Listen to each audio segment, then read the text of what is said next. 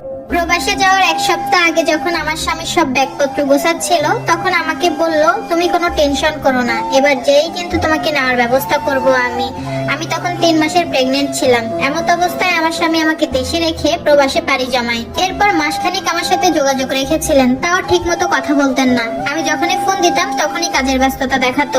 এভাবে বেশ কিছুদিন কাটানোর পর আমার স্বামী আমার সাথে কোনো যোগাযোগই রাখে না, তাকে ফোনেও পাওয়া যায় না, ফোনও বন্ধ।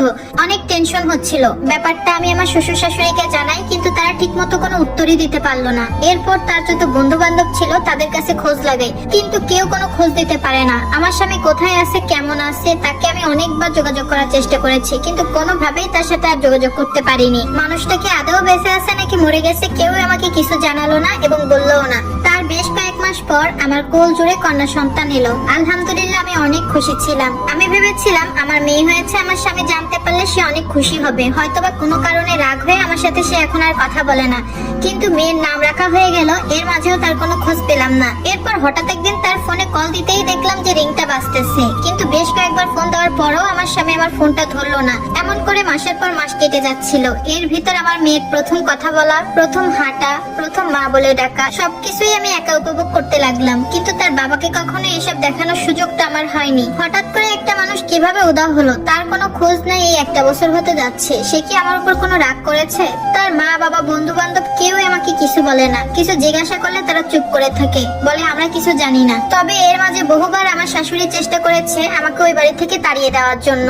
এই ঘটনা জানাজানির পর আমার বাবা আমার শ্বশুর বাড়িতে আসে এবং এসে আমাকে নিয়ে যেতে চায়, কিন্তু আমি একদমই যেতে রাজি হই না। হয়তোবা আমার স্বামী আমার উপর কোনোভাবে রাগ করেছে, এজন্যই আমার সাথে কোনো যোগাযোগ রাখে না। কিন্তু একদিন না একদিন তার রাগ ভাঙবে। তারপর আমার বাবা আমাকে নিতে পারেনি, কিন্তু আমার বাবা আমার শাশুড়ির কাছে বলে যায় তার মেয়ে এবং তার নাতনির খরচ সম্পূর্ণই সে দিবে, তাদের কোনো খরচ দেওয়ার দরকার নাই। এভাবেই বাবার কাছ থেকে টাকা নিয়ে চলতাম। মেয়েটা আস্তে আস্তে বড় হচ্ছে, স্কুলেও ভর্তি করলাম। দেখতে দেখতে 10টা বছর কেটে গেল। আর এই 10টা বছরে যে কত কিছু হয়েছে বোন, কতটা কষ্ট করেছি, কতটা চোখের পানি ফেলেছি, তা এখন শুধু গল্প মাত্র। হঠাৎ একদিন জানতে পারলাম আমার স্বামী দেশে ফিরবেন। এই কথা শোনার পর আমি যে এত পরিমাণ খুশি হয়েছিলাম, তার প্রতি আমার এক আকাশ পরিমাণ অভিমান ছিল, ঘৃণা ছিল।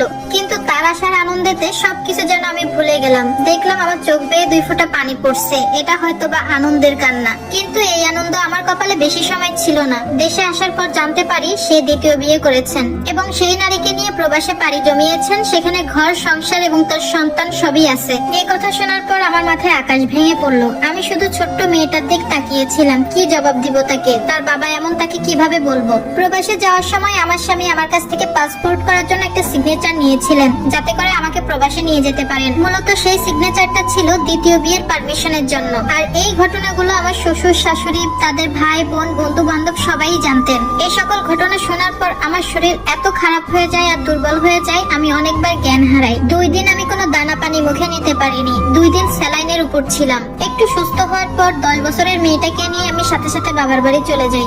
আমার যে আমার স্বামীর জন্য কত শত প্রশ্ন ছিল, এতদিন সে কোথায় ছিল, কি করেছে, আমার উপর কেন অভিমান করেছে, তার মেয়েকে কেন দেখেনি, তার মেয়ে কতটুকু হয়েছে, সমস্ত ভিডিও আমি করে রেখেছিলাম।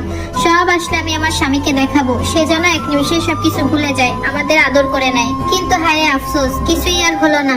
অনেক কষ্ট পেয়েছিলাম আমি সেদিন। আমার স্বামী দেশে আসার পর মাত্র কয়েক মিনিটের জন্য তার সাথে কথা বলেছিলাম এসব বিষয় নিয়ে। আমি যখন রাগে কষ্টে বাবার বাড়িতে চলে আসি, তখন আমার স্বামী নাকি অনেক রাগ করেন। তিনি সবাইকে বলেন এভাবে মেয়েকে নিয়ে একেবারে চলে যাওয়া আমার একদমই ঠিক হয়নি। আমি খুবই অভদ্র, আমার মতো স্ত্রীকে সে রাখবে না, সে ডিভোর্স দিতে চায়। আমারও আর কোনো আক্ষেপ ছিল না, কিন্তু বাবা নামের কলঙ্ক একটা। আমার মেয়ের সাথে একটা বারের জন্য সে দেখা করেনি। এরপর কেটে গেল 17-18টা বছর। আমার মেয়েও বড় হয়েছে, মেয়েকে বিয়ে দিয়েছি। আমার মেয়ের কোল জুড়ে একটা পুত্র সন্তান হয়। আর সেই সন্তান হবার কথা শুনে আমার স্বামী এই দীর্ঘ 17-18 বছর পর তাকে দেখতে আসে। আমার মেয়েটাও তার বাবার উপর অতটা রাগ করেনি, কারণ তার বাবার এত সব কাহিনী আমার মেয়েকে আমি ততটা বলিনি কোনোদিন। আমার মেয়ের মুখ থেকে শুনেছি তার বাবা নাকি এখন আমার সাথে দেখা করতে চায়, আমার সাথে একটু কথা বলতে চায়। তার বউ বাচ্চারা এখন নাকি তার খোঁজ নেয় না। 2-1টা রোগও বেঁধেছে তার শরীরে, খোঁজ না নেওয়ারই কথা। কারণ সে প্রবাস জীবনে যত টাকা পয়সা ইনকাম করেছে সবকিছু তার ওই বউয়ের নামেই করেছিল। বউটা দেখতে নাকি অনেক সুন্দরী ছিল, বউ যা বলতো তাই শুনতো। আজকালের পরিবর্তনে সেই বউ তাকে ছেড়ে চলে গিয়েছে। আর যাই হোক, মৃত্যুর আগ পর্যন্ত এমন পুরুষের ছায়াও পাড়াতে চাই না আমি।